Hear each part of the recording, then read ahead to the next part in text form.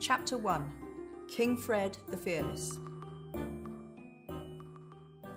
Once upon a time, there was a tiny country called Cornucopia, which had been ruled for centuries by a long line of fair-haired kings. The king at the time of which I write was called King Fred the Fearless. He denounced the fearless bit himself on the morning of his coronation, partly because it sounded nice with Fred, but also because he'd once managed to catch and kill a wasp all by himself, if you didn't count 5 footmen and the boot boy. King Fred the Fearless came to the throne on a huge wave of popularity. He had lovely yellow curls, fine sweeping moustaches, and looked magnificent in the tight breeches, velvet doublets, and ruffled shirts that rich men wore at the time. Fred was said to be generous, smiled and waved whenever anyone caught sight of him, and looked awfully handsome in the portraits that were distributed throughout the kingdom to be hung in town halls. The people of Cornucopia were most happy with their new king, and many thought he'd end up being even better at the job than his father, Richard the Righteous, whose teeth, though nobody had liked to mention it at the time, were rather crooked. King Fred was secretly relieved to find out how easy it was to rule Cornucopia. In fact, the country seemed to run itself. Nearly everybody had lots of food, the merchants made pots of gold, and Fred's advisors took care of any little problem that arose.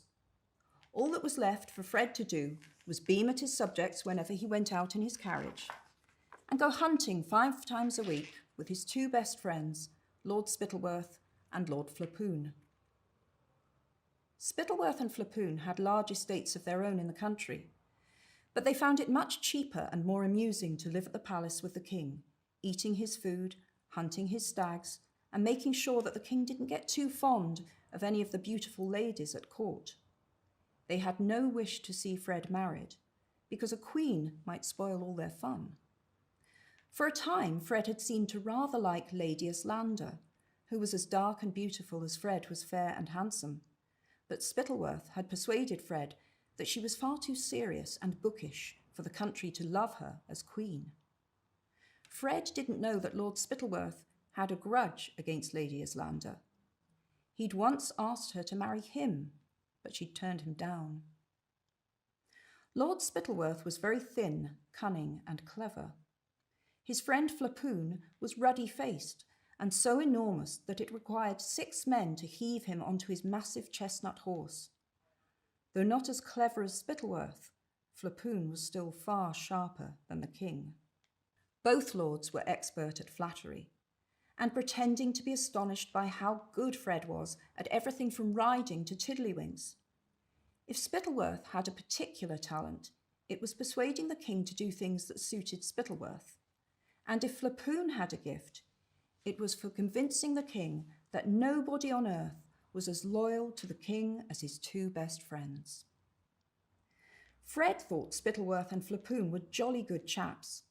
They urged him to hold fancy parties, elaborate picnics, and sumptuous banquets, because Cornucopia was famous, far beyond its borders, for its food. Each of its cities was known for a different kind, and each was the very best kind in the world. The capital of Cornucopia, Chouville, lay in the south of the country and was surrounded by acres of orchards, fields of shimmering golden wheat, and emerald green grass, on which pure white dairy cows grazed. The cream, flour, and fruit produced by the farmers here was then given to the exceptional bakers of Chouville, who made pastries. Think, if you please, of the most delicious cake or biscuit you have ever tasted. Well, let me tell you, they'd have been downright ashamed to serve that in Chouville. Unless a grown man's eyes filled with tears of pleasure as he bit into a Chouville pastry, it was deemed a failure and never made again. The bakery windows of Chouville were piled high with delicacies such as maiden's dreams, fairies' cradles, and, most famous of all, hopes of heaven, which were so exquisitely, painfully delicious that they were saved for special occasions, and everybody cried for joy as they ate them. King Porphyrio of neighbouring Pluritania had already sent King Fred a letter, offering him the choice of any of his daughter's hands in marriage in exchange for a lifetime supply of hopes of heaven, But Spittleworth had advised Fred to laugh in the Puritanian ambassador's face. "His daughters are nowhere near pretty enough to exchange for hopes of heaven, sire," said Spittleworth. To the north of Shoeville lay more green fields and clear sparkling rivers, where jet black cows and happy pink pigs were raised. These in turn served the twin cities of Kurdsburg and Baronstown, which were separated from each other by an arching stone bridge over the main river of Cornucopia, the Flumer, where brightly coloured barges bore goods from one end of the kingdom to another. Kurdsburg was famous for its cheeses: huge white wheels, dense orange cannonballs, big crumbly blue-veined barrels, and little baby cream cheeses, smoother than velvet. Baronstown was celebrated for its smoked and honey-roasted hams, its sides of bacon, its spicy sausages, its melting beefsteaks, and its venison pies. The savoury fumes rising from the chimneys of the red brick Baronstown stoves mingled with the odorous tang wafting from the doorways of the Kurdsburg cheesemongers, and for 40 miles all around, it was impossible not to salivate, breathing in the delicious air. A few hours north of Kurdsburg and Baronstown, you came upon acres of vineyards bearing grapes as large as eggs, each of them ripe and sweet and juicy. Journey onwards for the rest of the day, and you reached the granite city of Jeroboam, famous for its wines. They said of the Jeroboam air that you could get tipsy simply walking its streets. The best vintages changed hands for thousands upon thousands of gold coins, and the Jeroboam wine merchants were some of the richest men in the kingdom. But a little north of Jeroboam, a strange thing happened. It was as though the magically rich land of Cornucopia had exhausted itself by producing the best grass, the best fruit, and the best wheat in the world. Right at the northern tip came the place known as the marshlands, and the only things that grew there were some tasteless, rubbery mushrooms and thin, dry grass, only good enough to feed a few mangy sheep. The marshlanders who tended the sheep didn't have the sleek, well-rounded, well-dressed appearance of the citizens of Jeroboam, Baronstown, Kurdsburg, or Shoeville.